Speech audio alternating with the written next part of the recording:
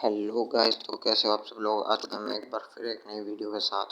तो जैसे कि हमने पिछले एपिसोड में देखा था कि जो लूसेंग होती है और इंस्ट्रक्टर्स के बीच में कुछ बातचीत होती है और उसके बाद हमारा नया एपिसोड शुरू हो जाता है, जिसमें हम देखते हैं कि जो लूसेंग है वो बाई सिटी वापस आ जाता है और वो कहता है कि कितना ज़्यादा समय हो गया कि मैं यहाँ पर वापस नहीं आया। अगर मुझे शायद से याद है तो जो प्रेसिडेंट जियाओ हैं उनका ऑफिस इस 6th फ्लोर पर है इस कंपनी। फिर कुछ आवाज़ आती है जो कि कह रहा होता है, अब बस बहुत हुआ और क्या तुम मुझे गुस्सा दिलाने की कोशिश कर रहे हो ओल्ड मैन जिया। फिर हमें एक लड़की दिखाई जाती है जो कि कह रही होती है, ओ लूसेंग तुम वापस आ गए। फिर लूसेंग इशारा करते हुए कहता है, क्या ये ही वो रूम है। फिर वो लड़की कहती है हाँ, और फिर वो कहती है कि पहले तुम जाओ, मैं तुम्हारे पीछे पीछे आती हूँ। फिर हम देखते हैं कि लूसेंग और वो लड़की अंदर आ चुके होते हैं और फिर वो लड़की कहती है, प्रेसिडेंट जिया जो लूसेंग है वो आ चुका है। फिर हम देखते हैं वहाँ पे जो ओल्ड मैन जिया है वो वहाँ पे सोफ़ा बैठे रहते हैं और जो ये ओल्ड इंसान है कहता है अच्छा, और फिर ये कहता है ओल्ड मैन जिया, तो जिसके बारे में तुम बात कर रहे थे जो कि बाई सिटी का सबसे बड़ा जीनियस है वो ये है। हाँ हाँ, इतना बुरा नहीं है क्योंकि ये एक यंग टैलेंट है और मैंने तुमसे कहा था ना कि इतना गुस्सा मत करो ओल्ड जियो, अब तुम रिलैक्स हो जाओ और एक बार उसके बारे में सोचो। अब ऐसा तो है नहीं कि हर कोई मेरी प्रीशियस ग्रैंड डॉटर की तरह बेहतरीन होगा। और जो भी ये बातें ये बुढ़ा कर रहा होता है वो जो हमारे प्रेसिडेंट है उनको चुभ रही होती हैं और बस वो अपने गुस्से को कंट्रोल कर रहे होते हैं। फिर वो बुढ़ा कहता है कि यहाँ पे सिर्फ कुछ ही लोग नहीं हैं जो कि मेरी पोती से कमज़ोर हैं, वो ऐसे बहुत से लोग हैं जैसे कि तुम, ये बाई सिटी और ये लूसेंग। सिर्फ यहाँ पे एक ही चीज़ नहीं है, बहुत सी चीज़ें हैं। फिर जो प्रेसिडेंट होते हैं वो इसकी बातों से भड़क जाते हैं और लूसेंग से कहते हैं, तुम और तुम्हारी हिम्मत कैसे हुई जो ट्रेनिंग है उसके ख़त्म होने से पहले यहाँ पे आने की, और मुझे इस बात की पूरी एक्सप्लेनेशन चाहिए। फिर लूसेंग कहता है ऐसी कोई बात नहीं है, जो चीफ हैं यानी कि जो इंस्ट्रक्टर डोंग है उन्होंने मुझसे बोला था कि इसे तुम्हें देना है प्रेसिडेंट, और अब मुझे उम्मीद है कि आप इस पे अप्रूव कर देंगे इसको। और फिर वो बुढ़ा अपनी टांग अड़ाते हुए कहता है कि अच्छा, एक लेटर जो कि ईस्ट ईस्ट से आया है और तुम्हें ऐसा लगता क्यों है, जो कि मार्शल आर्ट एसोसिएशन है बाई सिटी की, उसके प्रेसिडेंट इसको अप्रूव कर देंगे। और मैं तो इस पे बिल्कुल भी यकीन नहीं करता कि ये ईस्ट से आया है। और यंग मैन, क्या तुम्हें ऐसा लगता है कि तुम जो ट्रेनिंग कैंप है उसकी इतनी बड़ी तोप हो, और वैसे ये तुम्हारी गलती भी नहीं है, जो लाओ जियाओ है जिसने तुम्हें रिकमेंड किया था उसकी ही ये सारी गलती है, उस पर ही ब्लेम चढ़ने चाहिए और ये कोई जॉक नहीं है। फिर जो प्रेसिडेंट होते हैं वो लूशेंग से उस डॉक्यूमेंट को ले लेते हैं और उसे फाड़ कर पढ़ने लगते हैं, और जिसको पढ़ने के बाद उनकी जो आंखें हैं वो भी बाहर निकलने के लिए हो रही होती हैं। फिर वो बुढ़ा कहता है कि जियाओ इतना गुस्सा भी मत करो लूसेंग पर। फिर प्रेसिडेंट कहते हैं कि ओ लूसेंग, आखिर तुमने लेवल 3 पर ब्रेक थ्रू कब किया।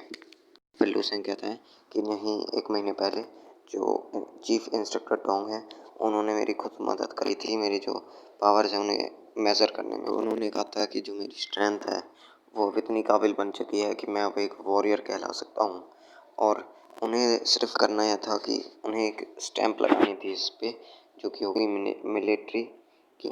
फिर मैं एक क्वालिफाई हो जाऊँगा एक वॉरियर बनने के। फिर प्रेसिडेंट कहते हैं हाँ क्वालिफाई, ऑफ कोर्स तुम क्वालिफाई हो, बहुत ज़्यादा क्वालिफाई।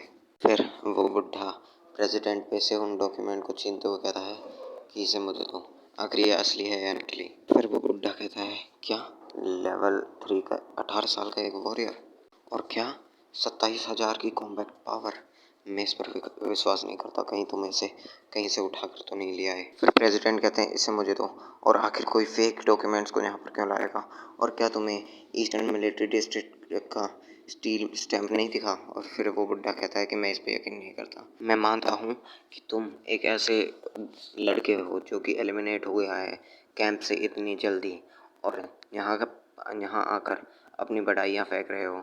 आखिर किसी इंसान के पास 27,000 की कॉम्बैट पावर कैसे हो सकती है। फिर लूसेंग चुप रहता है, फिर कहता है मैंने कभी कहा ही नहीं कि मैं एलिमिनेट हो चुका हूँ ट्रेनिंग कैंप से। मैं सीधे पॉइंट पर आता हूँ, और प्रेसिडेंट जो चीफ इंस्ट्रक्टर है डोंग उन्होंने मुझसे कहा था कि आपकी बात करा देनी है, क्योंकि कोई भी मेरी बात पर यकीन नहीं करेगा इस डॉक्यूमेंट को पढ़ने के बाद, जैसे कि ये इंसान नहीं कर रहा है। प्रेसिडेंट कहते हैं कि मुझे इस बात पर कोई डाउट नहीं है, पर अभी भी मैं थोड़ा सस्पिशियस हूँ, हंसते हुए कहते हैं। और वो कहते हैं फिर सही कहा ना मैंने, ओल्ड जियाओ, क्योंकि वो इन्हें चिढ़ाने के लिए ये सब कह रहे होते हैं। फिर प्रेसिडेंट कहते हैं और ये सही समय है उनसे बात करने का, क्योंकि जो इंस्ट्रक्टर डोंग है वो बहुत ज़्यादा जीनियस है ईस्टर्न मिलिट्री रीजन में, और ये सही समय है उनके साथ वीडियो कॉल करने का। फिर प्रेसिडेंट इंस्ट्रक्टर डोंग के पास फ़ोन मिला देते हैं। फिर इंस्ट्रक्टर डोंग जो होते हैं वो कहते हैं कि अच्छा, तो लूसेंग तुम वहाँ पर हो, और जो बाई सिटी के लू जियाओ है वो वहाँ पर क्या कर रहे हैं, और वैसे मेरा नाम है जनरल इंस्ट्रक्टर डोंग। फिर वो बुढ़ा ओल्ड जिया कहता है कि ओह, ये तो सही में इंस्ट्रक्टर डोंग ही है। फिर हमें जियालिन को दिखाया जाता है जो कि कह रही होती है, ओह, ये तो ग्रैंडपा के पास है, आखिर आप कहाँ पर है ग्रैंडपा, और आपने मैनेज कैसे कर लिया जो जनरल डोंग है उनके पास कॉल करने के लिए। और फिर इंस्ट्रक्टर डोंग कहती हैं कि जियालिन, क्या तुमने वो गोल अचीव कर लिया जिसको मैंने तुम्हारे लिए सेट किया था। फिर इंस्ट्रक्टर डोंग चिल्लाते हुए कहती है, आखिर तुम अभी भी डिस्ट्रैक्ट क्यों हो रहे हो, जो आज की ट्रेनिंग है वो इंक्रीज़ होके 10 गुना हो चुकी है। और फिर जियालिन कहती हैं ठीक है मास्टर।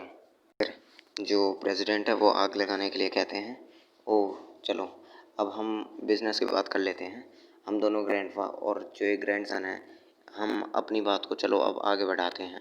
और वैसे इंस्ट्रक्टर डोंग, जो ये डॉक्यूमेंट है, क्या ये आपने ही लूशेंग को दिया था मुझे देने के लिए? वैसे ये मैंने पढ़ लिया है और इसके बारे में मुझे बात करनी थी, क्या ये बहुत जल्दी नहीं हो गया है? फिर इंस्ट्रक्टर डोंग जो होते हैं वो कहती हैं कि ये ठीक है, और जो खास जो इम्पोर्टेंट मैटर है उसे डिले करके कोई फ़ायदा नहीं है। आफ्टर ऑल जो लूशेंग है वो एक रिप्रेजेंटेटिव है कीमिंग प्रोविंसेस के स्टार सिलेक्शन कंपटीशन में, क्योंकि वो हमारे ट्रेनिंग कैंप का सबसे बड़ा जीनियस है, और लू शेंग ही वो है जो कि सबसे ताकतवर है हमारे ट्रेनिंग कैंप में। तो इस सभी चीज़ों को मद्देनज़र रखते हुए हमने ये देखते हुए सोचा है कि जो लूशेंग है उसे ज़्यादा पार्टिसिपेशन करने की ज़रूरत नहीं है और बाकी ट्रेनिंग्स में। फिर हम देखते हैं प्रेसिडेंट को जो कि कह रहे होते हैं, क्या, वो तो बौखला के होते हैं और कह रहे होते हैं, क्या स्टार जनरल सिलेक्शन कंपटीशन के लिए और सबसे ज़्यादा स्ट्रॉन्गेस्ट जीनियस?